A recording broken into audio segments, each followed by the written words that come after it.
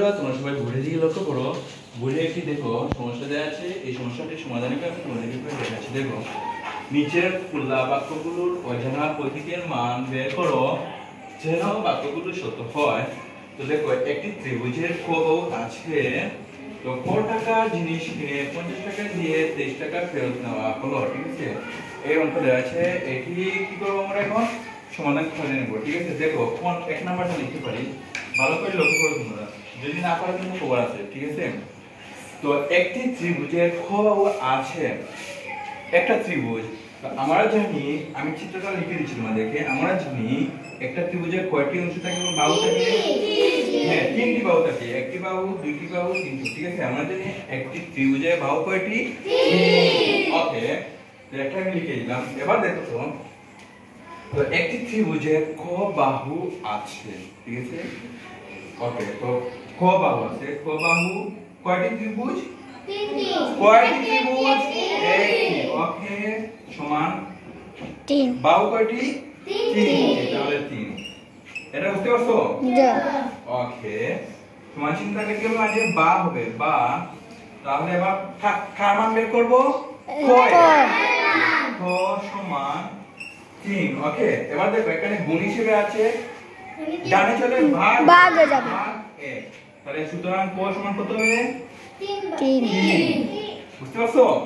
তাহলে ক এর মান আমাদের পেয়ে গেলাম 3। তাহলে এটা তো এবার দেখো ক এর মান 3 হলে বাক্যটি সত্য হয়।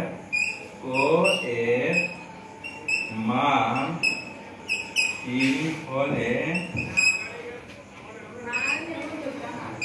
বাক্যটি সত্য। হ্যাঁ, সত্য। বুঝতে পারছো? এই তো, ধন্যবাদ তোমাদেরকে। এবার দেখো তো 2 নাম্বারটা লিখে দেখাবো। 2 নাম্বার কি বলছে দেখো, ক টাকার জিনিস কিনে 50 টাকা দিয়ে 23 টাকা ফেরত নেওয়া হলো। আমরা জিনিস কিনছি, কয় টাকা জিনিস কিনছি? 23 টাকা। কত টাকা?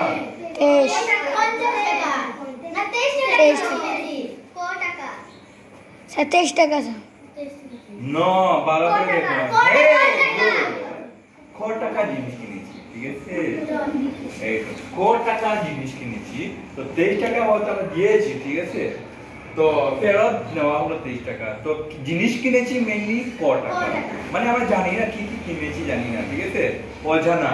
তো এবার আমরা কি করব, অজানাটা মান বের করব, কত টাকা জিনিস কিনেছি আমরা বের করে নেব, ঠিক আছে।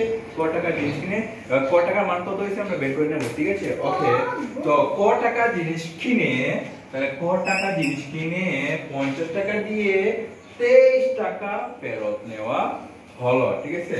তাহলে ক এটার সাথে কি হবে বলো তো দেখি? গুণ। যোগ হবে, ঠিক আছে। হ্যাঁ, 23 সমান 50 টাকা, ঠিক আছে। এই